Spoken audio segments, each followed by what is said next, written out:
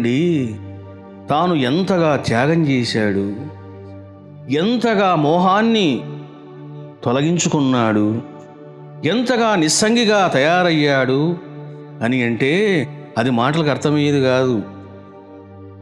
ఒక సన్నివేశాన్ని చెప్తే మీకు బాగా అర్థమవుతుంది. అంటే ఇంతగా ఉంటుందా ఆధ్యాత్మిక జీవితం, అంటే ఇలా ఉంటుందా అనేది మీకు బాగా తెలుస్తుంది. చూడండి, మహర్షి వారు వెళ్ళిపోయిన తర్వాత మహర్షి వారి తల్లిగారు అలగమ్మ చాలా ఏడ్చింది, చాలా బాధపడింది. అప్పటికే భర్త పోయాడు కాబట్టి కొడుకులను చూసుకుంటూ బతుకుతూ ఉన్నది. ఈ లోపల మహర్షి అమ్మ వెళ్ళిపోయాడు. ఆమె ఏడ్చి ఏడ్చి ఏడ్చి ఇక ఈ జీవితం నాకు వద్దు, చనిపోదాము అని కూడా అనుకుంది. 2 సంవత్సరాల తర్వాత రమణ మహర్షి వారు తిరువన్నమలైలో ఉన్నారు అని తెలుసుకున్నది, వచ్చింది. ఎంతో ప్రేమను చూపించింది. మరి మహర్షి అన్న ప్రేమను చూపించాడా? అసలు నువ్వెవరు, నేనెవరు? ఎటువంటి సంస్కారం ఇది? చిన్న విషయమా ఇది? 9 మాసాలు మోసి పెంచి ప్రేమను పంచి జీవితాన్ని ఇచ్చి చదివించి అటువంటి తల్లి వస్తే మహర్షి ఏ విధంగా బిహేవ్ చేశాడు? కనీసము రా అమ్మా కూర్చో అనలేదు. అంతేనా? కనీసం ఆ మొహం కూడా చూడలేదు. ఏం చేస్తున్నాడు? సమాధిలో ఉన్నాడు. అలగమ్మ కుమిలిపోయింది, కృంగిపోయింది. అప్పుడు భక్తులు అన్నారు, మహర్షి మీరు తల్లి విషయంలో ఈ విధంగా చేయడం ఏం బాగలేదు. మీకు మాట్లాడడం ఇష్టం లేకపోతే ఏదో ఒకటి చెప్పండి, ఏదో ఒకటి చెప్పి ఆమె మనసుకు ఆనందాన్ని కలిగించండి. తల్లి తల్లే కదా అన్నప్పుడు ఒక మాట చెబుతాడు, నేను దుర్మార్గుడిని కాదు, కఠినమైన వాడిని కాదు. నేను నీ కొడుకును అని అనుకుంటుండవు. అది నీ మోహం కావచ్చు, అజ్ఞానము కావచ్చు, నీ యొక్క వ్యామోహం కావచ్చు. కానీ ఇప్పుడు నేనుగా లేను. నేను నీ కొడుకుగా ఉన్నప్పుడు నీవు నన్ను కొడుకుగా చూడడంలో తప్పు లేదు. ఇప్పుడు నేను నీ కొడుకుగా లేను, శివుడిగా ఉన్నాను. I don't have any feelings నీకుంటాయి, నాకుండవు. నేనెవరో నీకు తెలియదు, నేనెవరో నాకు తెలుసు అంటూ ఏం చేశాడు? ఎత్తడమే, చెప్పడమే ప్రథమోపదేశం, కర్మ సిద్ధాంతాన్ని చెప్పాడు. నువ్వు ప్రేమతో వచ్చావమ్మా, మంచిదే. కానీ నీలో అహంకారం ఉంది. నా కొడుకు నా కొడుకు కాబట్టే ఇంత గొప్ప మహనీయుడైనాడు అని నువ్వు అనుకుంటున్నావు. అహంకారం నీకు ఉండకూడదు. ఏ జీవుడు ఏం పొందాలో, ఎప్పుడు పొందాలో భగవంతుడు విధించి ఉన్నాడు. మధ్యలో నువ్వు అహంకారం పడుతూ ఉన్నావు. ఈ అహంకారం చేష్టలు నాకు నచ్చవు. అందుకని నేను ఈ విధంగా ఉన్నాను. ఇక నీవు నన్ను కొడుకుగా చూడమాక, నన్ను ఒక గొప్ప యోగిగా చూడు, లేదా శివుడిగా చూడు. అప్పుడే నువ్వు బాగుపడతావు, నీ జీవితం ధన్యమవుతుంది అన్నాడు. ఆమె ఇంకా కుమిలిపోయింది. సరే, అలగమ్మ అర్థం చేసుకుంది. ఆమె కూడా ఎంతోమంది భక్తులు చెప్పారు, అమ్మా బ్రహ్మ విష్ణు మహేశ్వరులనే ఆయన తీసి పాడేస్తున్నాడు. ఇంక నువ్వు ఎంతమ్మా ఆయన ముందర? నువ్వు ముందు నా కొడుకు అని తీసి, ఎప్పుడు నా కొడుకు అని తీసేస్తావో ఆయన నీతో ప్రేమగా ఉంటాడు. ఆ పని చెయ్యి. ఆయన ఎంతోమందికి ప్రేమను చూపిస్తూ ఉన్నాడు, ఎంతోమంది మీద ఆయన కారుణ్యాన్ని చూపిస్తూ ఉన్నాడు. తల్లివైన నీ మీద చూపించాడా? మహర్షి ఆ విధంగా బిహేవ్ చేస్తున్నాడంటే కారణము నీవే. నీ యొక్క లోపాన్ని సరి చేసుకో అన్నారు భక్తులు కూడా. అప్పుడు ఆమె ఎలా వింటుంది? వినదు, ఇంటికి వెళ్ళిపోయింది. మరి చాలా సంవత్సరాలకు వచ్చింది. 1920లో ఇక ఆమెకు ఆరోగ్యం బాగా చెడిపోయింది, వయసు కూడా బాగా ఎక్కువయింది. 1922 మే నెల వచ్చింది. మే 19 నాడు రమణ మహర్షి వారు ఏం భోజనం చేయలే. ఆ రోజు మధ్యాహ్నం తల్లికి ఆరోగ్యం లేకపోవడం వలన ఆమె పడుకున్నది. మహర్షి వారు వెళ్ళి ఆమె పక్కన కూర్చున్నాడు. తన యొక్క కుడి చెయ్యిని హార్ట్ మీద పెట్టాడంట, ఎడమ చెయ్యిని తల మీద పెట్టాడు. అట్లా ఎంతసేపు పెట్టాడు అని అంటే చాలా సమయం పెట్టాడు. సుమారుగా ఒక 2-3 గంటల సమయము 2 హ్యాండ్స్ ఆమె బాడీ మీద పెట్టాడు. మధ్యాహ్నం 1 గంట అయింది, మహర్షి భోజనం చేయలే. మహర్షి భోజనం చేయలేదని భక్తులు కూడా చేయడం మానేశారు ఆ రోజు. సాయంత్రం 5 అయింది, 6 అయింది, మహర్షి పట్టు కదల్లే. పక్కనే కూర్చొని తల్లిని అలా చూస్తున్నాడంట. చూడండి, ఎందుకు తెలిసినా అర్థమైపోయింది. ఏమని? ఈరోజు తల్లి వెళ్ళిపోతుంది. మరి ఆమె ఎలా వెళ్ళిపోవాలి, ఎక్కడికి వెళ్ళాలి, ఏ విధంగా వెళ్ళాలి, మొత్తం వ్యూహం తయారు చేస్తూ ఉన్నాడు. అంటే 2-3 గంటలు 2 హ్యాండ్స్ని హృదయం మీద, శిరస్సు మీద పెట్టాడు. పక్కనే కూర్చొని భోజనం కూడా మానేసి ఆమె యొక్క ముఖాన్ని చూస్తూ కూర్చున్నాడు. 8 గంటలు అయ్యింది. టక్కన మహర్షి పైకి లేచాడంట. లేచి ఇక పదండి భోజనం చేద్దాం అన్నాడు.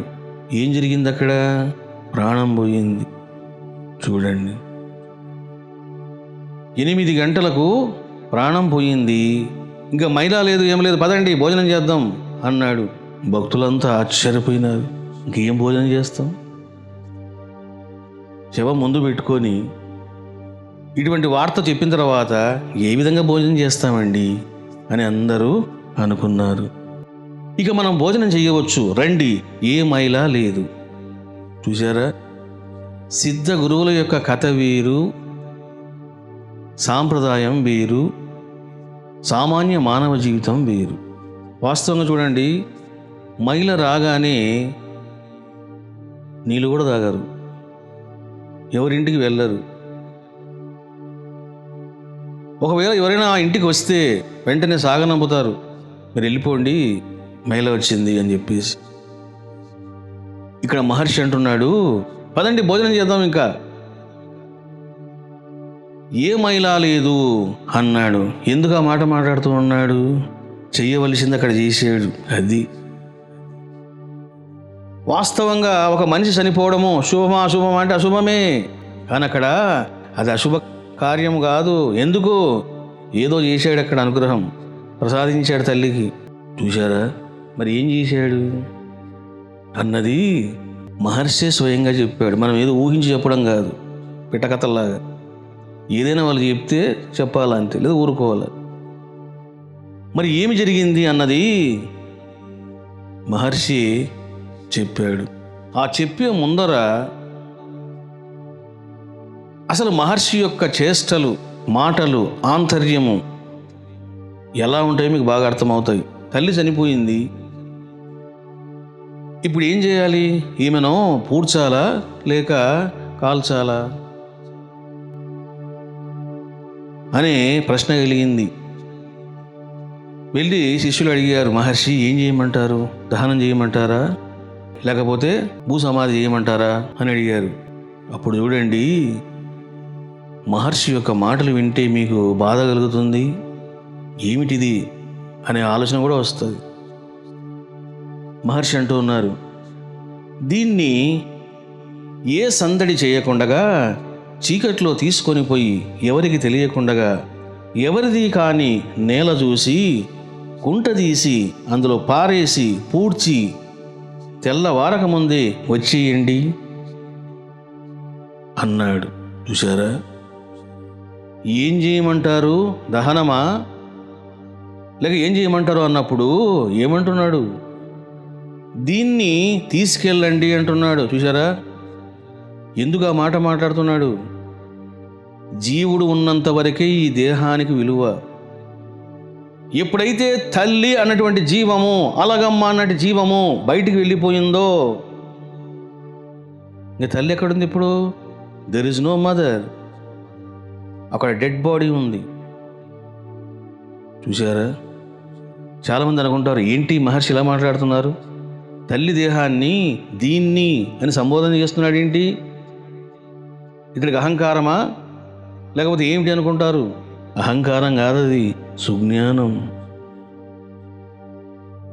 దీన్ని ఏ సందడి చేయకుండా ఇక మీరు డోలు కొట్టడము, డ్యాన్సులు వేయడము, గోల చేయడము, ఇవన్నీ ఏం చేయొద్దు. ఏ సందడి చేయకుండా చీకట్లో తీసుకొని పోయి, చూశారా, పోను రేపు తీసుకెళ్ళండి అనొచ్చు కదా. రాత్రి 8 o'clock ప్రాణం పోయింది. మార్నింగ్ వరకు ఉంటే తప్పేముంది? తప్పి కూడా ఏం లేదు, ప్రాబ్లం కూడా ఏమీ లేదు. కానీ ఏమంటున్నాడు? చీకట్లో తీసుకొని పోయి ఎవరికి తెలియకుండా ఊరికనే మహర్షి వారి యొక్క తల్లిగారు అని చెప్పేసి సాటింపు వేయకుండా, అలాంటి ప్రచారం చేయకుండా ఎవరిది కాని నేల చూసి, ఎవరిది కాని నేల చూసి అంటే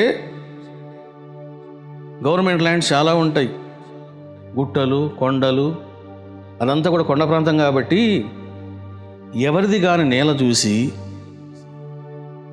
గుంట తీసి అందులో పారేసి, చూశారా ఏం మాటలు ఇవి, అందులో పారేసి పూడ్చి తెల్లవారకు ముందే వచ్చేయండి అన్నారంట మహర్షి వారు. అంటే క్షేత్రము, క్షేత్రజ్ఞుడు వెళ్ళిపోయాడు. చూశారా? జీవుడు ఉన్నంత వరకే ఈ దేహానికి విలువ. జీవుడు వెళ్ళిపోయినాడా, ఇక దీని దమ్మిడికి విలువ కూడా ఉండదు. ఏం చేస్తారు? తీసుకెళ్ళిపోతారు, శ్మశానంలో పాడేస్తారు, పాతి పెట్టేస్తారు. ఎందుకు అని అంటే అది ప్రకృతి. ప్రకృతి సొమ్ము ప్రకృతిలో కలుస్తుంది. జీవుడు దేవునిలో కలుస్తాడు. దేవునిలో కలుస్తాడంటే ఐక్యమవుతాడని కాదు. అక్కడ పెద్ద సిస్టమ్ ఉంది, రకరకాల లోకాలకి వెళ్తాడు. అంటే ఈ దేహాన్ని తీసుకెళ్ళి పారేసి పూర్తి చేసి రండి అని అంటున్నాడంటే మహర్షి వారు ఎంతటి బ్రహ్మజ్ఞానియో మీకు అర్థమవుతుంది. ఈ రకంగా జరిగింది. చాలామందికి బాధ కలిగింది. ఏమిటి మహర్షి ఈ విధంగా బిహేవ్ చేశాడు, మాకు అమ్మ ఉంది, మేము ఈ విధంగా చేస్తామా? మాతృదేవో భవ అని వేదంలో ఉంది కదా, మరి ఈ విధంగా నా చేసేది మాకేం నచ్చలేదు అని చాలామంది విసుక్కున్నారు, బాధపడ్డారు. చూశారా? సిద్ధ గురువుల విషయంలో విసుక్కోరాదు, బాధపడరాదు. గురువు అలా ఉంటున్నాడు అంటే ఆంతర్యము వేరుగా ఉంటుంది, కోణము వేరుగా ఉంటుంది అనేది బాగా అర్థం చేసుకోవాలా. చాలామంది మహర్షి వారి యొక్క ప్రవర్తనకు బాధపడ్డారు. అప్పుడు కొంతమంది ఏకంగా అడిగారు, మహర్షి ఈ విధంగా మీరు బిహేవ్ చేయడం కరెక్ట్ కాదండి. ఎందుకంటే ఆమె మీకు తల్లి. మనం చూస్తున్నాం లోకములోన యేసుప్రభుని ఏ విధంగా ఆరాధిస్తున్నారో మరియమ్మను కూడా ఆ విధంగా ఆరాధిస్తూ ఉన్నారు. మీరు ఇంతటి గొప్ప మహనీయులైనారంటే మరి ఆమె ఎంతటి పుణ్యాత్మురాలు? ఆమె గొప్ప పుణ్యాత్మురాలే కదా. మీకు జన్మనిచ్చిందంటే ఆమె చిన్నది కాదు కదా. ఏదో బంధం ఉంటుంది కదా, ఏదో గొప్పతనం ఉంటుంది కదా అన్నారు. అప్పుడు చూడండి మహర్షి నవ్వి, ఓహో మీ బాధ ఇదా, మీరు దేహాత్మవాదులరా, నేను ఎంత చెప్పినా మీకు జ్ఞానం అవ్వడం లేదు. దేహాత్మభావం వద్దు అని అంటే మళ్ళీ దేహాన్ని పట్టుకుంటున్నారు. ఎక్కడుందిరా అమ్మ, మా అమ్మ ఎక్కడుంది, ఆ దేహంలో ఉందా చెప్పు అంటూ ఈ విధంగా చెప్పాడు. తాను ఏమి చేశాడో ఈ విధంగా చెప్పాడు. ఆమె చనిపోలేదు, ఆమె అనంత ఆత్మలో లీనమైంది.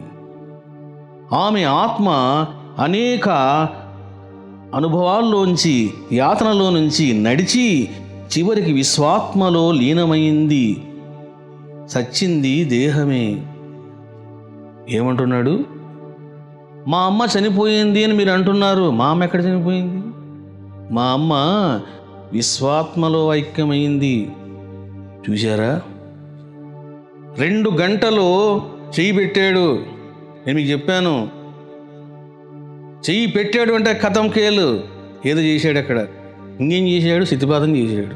2 గంటలు శక్తిపాతం చేసి ఆమె యొక్క జీవత్వాన్ని తన కైవశం చేసుకొని ఇప్పుడు ఏం చేశాడు?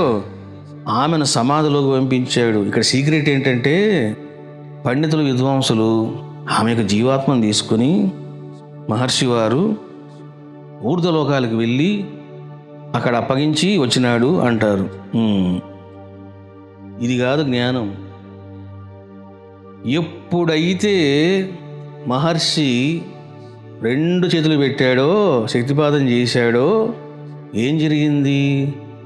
ఆమెను సమాధిలోకి పంపించాడు. విశ్వాత్మలో ఐక్యమైందని అర్థం ఏమిటి? సమాధిలోకి వెళ్ళింది అంటే ఇప్పుడు ఆమె ఎక్కడ ఉన్నది?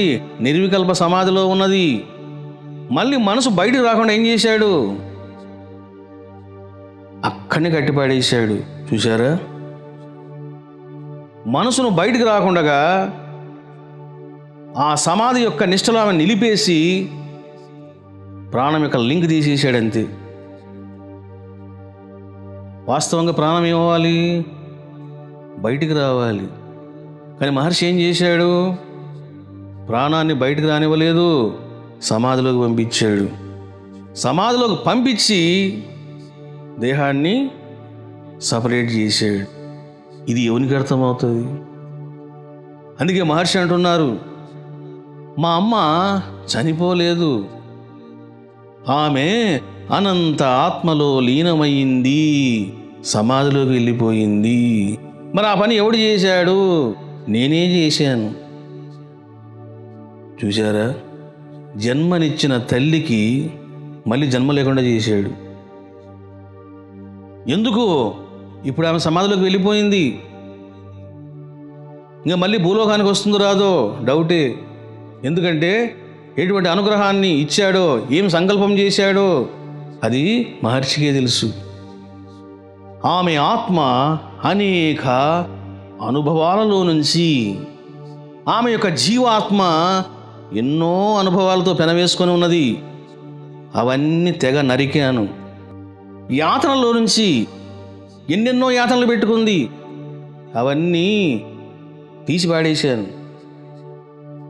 నడిచి చూసారా?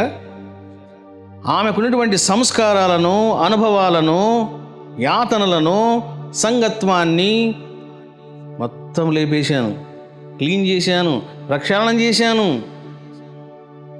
చివరికి విశ్వాత్మలో లీనమైంది. ప్రాణం పోయిన వాడు ఎవ్వడు కూడా విశ్వాత్మలో లీనం కాడు, వాడు లోకాలకు పోతాడు. చనిపోయిన ఏ వ్యక్తి కూడా విశ్వాత్మలో లీనమవ్వడు. ఎక్కడ పోతాడు వాడు? లోకాలకు వెళ్తాడు, ఊర్ధ్వ లోకాలకు వెళ్తాడు అంతే.